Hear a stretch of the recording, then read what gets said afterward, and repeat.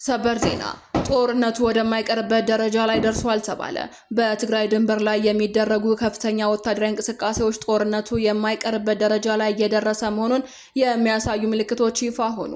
የሀገር መከላከያ ሰራዊት ከዘመናዊ ተሽከርካሪዎች ጋር በተለያዩ አቅጣጫዎች ወደ ትግራይ ድንበር አካባቢ እየገባ ሲሆን ድሮኖችን መረጃን ለመሰብሰብና ለመከታተል በአካባቢው በተደጋጋሚ እየበረሩ ናቸው ተብሏል። ህወሓትን በራያ አካባቢ ከባድ ወታደራዊ እንቅስቃሴዎች እያደረገ ሲሆን አዳዲስ ሰልጣኞችን የያዙ ተሽከርካሪዎች እንደ ተጨማሪ ኃይሎች እየገቡ ይገኛሉ ተብሏል። በሁለቱም ወገኖች በድንበርና በወታደራዊ ሰፈሮች ላይ ያለው ከፍተኛ ዝግጅት ክልሉን ወደ ሌላ ጦርነት ሊገባ እንደሚችል ያሳያል ተብሏል። ይህ በእንዲህ እንዳለ ኤርትራ ለህወሓት ባለው መሳሪያ ጦርነቱን እንድትጀምር ነግራታለች ሲሉ ይህ በእንዲህ እንዳለ ኤርትራ ለህወሓት ባለው መሳሪያ ጦርነት እንድትጀምር ነግራለች። ይህን በተመለከተ ተጨማሪ መረጃ እናደርሳችኋለን። በሌላ ዜና ነዋሪዎች ጥሬ ገንዘብ ለማግኘት እስከ 25% የሚደርስ ኮሚሽን እየተጠየቁ መሆናቸው ተሰማ። ይህም በክልሉ ከፍተኛ የሆነ የገንዘብ እጥረት ማጋጠሙን አመላክቷል። አብራችሁን ቆዩ፣ ዝርዝር አለ።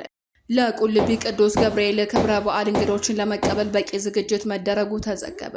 በዓሉ በነገው ዕለት በደማቁ ይከበራል። ተጨማሪ ዘገባ አለን። የራቁታችሁን ፎቶ በሶሻል ሚዲያ ለቃለሁ በማለት አስፈራርቶ ክብረ ንጽህና የገረሰሰውና የግብረ ስጋ ድፍረት በደል ወንጀል የፈጸመው ተከሳሽ በጽኑ እስራት ተቀጣ። ተጨማሪ አለን።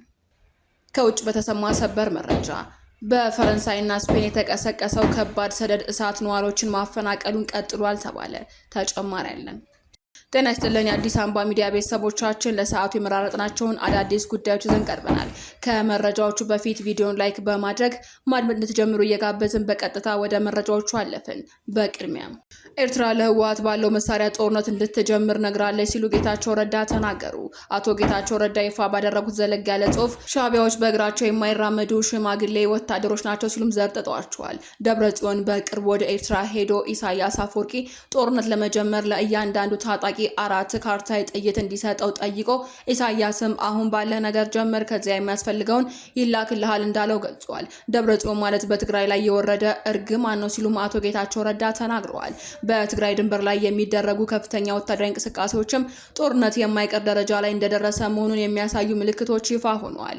የሀገር መከላከያ ሰራዊትም ከዘመናዊ ተሽከርካሪዎች ጋር በተለያዩ አቅጣጫዎች ወደ ትግራይ ድንበር አካባቢ እየገባ ሲሆን ድሮኖችን መረጃ ለመሰብሰብና ለመከታተል በአካባቢው በተደጋጋሚ እየበረሩ ነው ተብሏል። ህወሓት በራያ አካባቢ ከባድ ወታደራዊ እንቅስቃሴዎችንም እያደረገ ሲሆን አዳዲስ ሰልጣኞችን የያዙ ተሽከርካሪዎችም እንደ ተጨማሪ ኃይሎች እየገቡ ይገኛሉ ተብሏል።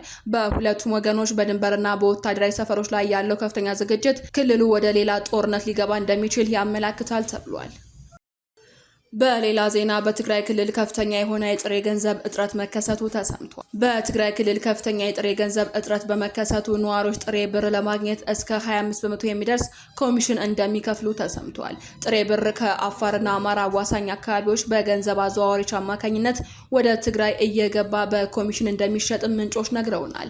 አነስተኛ ጥሬ ገንዘብ የሚፈልጉ ከ5 እስከ 10% ኮሚሽን ሲከፍሉ፣ በወርቅ ማውጣትና ንግድ ላይ የተሰማሩ አካላት ደግሞ እስከ 25% ኮሚሽን እንደሚከፍሉ ተሰምቷል። ቀደም ሲል ተረጂዎችን በጥሬ ገንዘብ ይደግፉ የነበሩ የረድኤት ድርጅቶችም አሁን ድጋፉን በባንክ ሂሳብ ለማስተላለፍ እንደተገደዱና ይህም የባንክ ሂሳብ በሌላቸው ተረጂዎች ላይ ተጽዕኖ እንደፈጠረም ለማወቅ ተችሏል። ለቁልቢ ቅዱስ ገብርኤል ክብረ በዓል እንግዶችን ለመቀበል በቂ ዝግጅት መደረጉ ተዘገበ።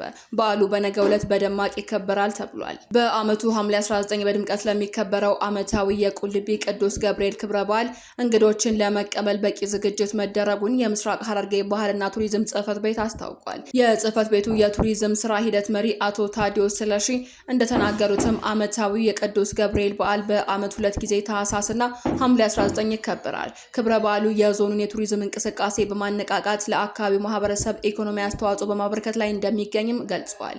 ለበዓሉ የሚመጡ እንግዶችን በዓላቸውን አክብረው ወደ ቤታቸው እንዲመለሱ የሚያስችል ዝግጅት መደረጉን በመግለጽ በእንግዶች ላይ ያለ አግባብ ዋጋ የሚያስጨምሩ ነጋዴዎች ላይ ክትትልና ቁጥጥር እንደሚደረግ ጠቁመዋል።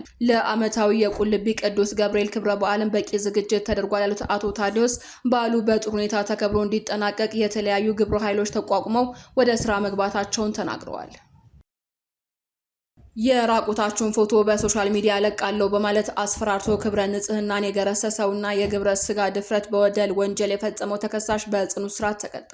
በፌዴራል መጀመሪያ ደረጃ ፍርድ ቤት ልደታ ምድብ 7ኛ ወንጀል ችሎት የቀረበው ተከሳሽ ጸጋይ ሲሳይ ስዩም እንቁላል ፋብሪካ ይገዙት ሜዳ ተብሎ በሚጠራው መኖሪያ ቤቱ የ14 ዓመት ዕድሜ ያላቸው የግል ተበዳዮችን ላስጠናችሁ በማለት ለእህቱ ልጅ በማስጠራት በ2018 ዓ.ም ያስገድዶ መድፈር ወንጀል ስለፈጸመባቸው በአቃቢ ሕግ ክስ ተመስርቶበታል።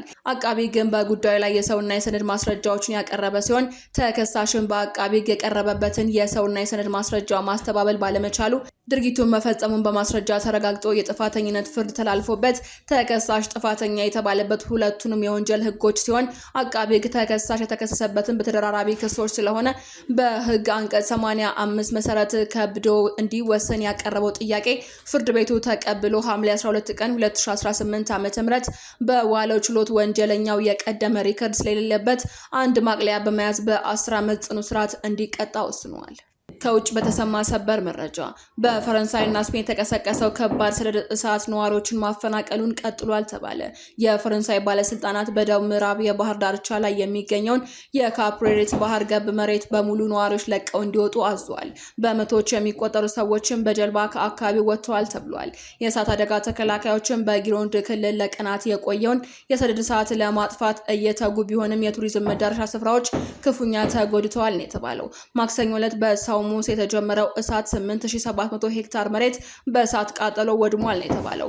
ይህ በእንዲህ እንዳለ በስፔን ዋና ከተማ ማድሪድ አቅራቢያ በሚገኙ በርካታ አካባቢዎችም ሰደድ እሳት ከቁጥጥር ውጪ በመሆኑ የስፔን መንግስት ብሔራዊ የአደጋ ጊዜ አዋጅ አውጇል። በደቡብ ምዕራብ ፈረንሳይ የእሳት አደጋ ተከላካዮች ማክሰኞ ዕለት በቦርድ አየር ማረፊያ አቅራቢያ በተነሳው እሳትም ህይወታቸው አልፏል።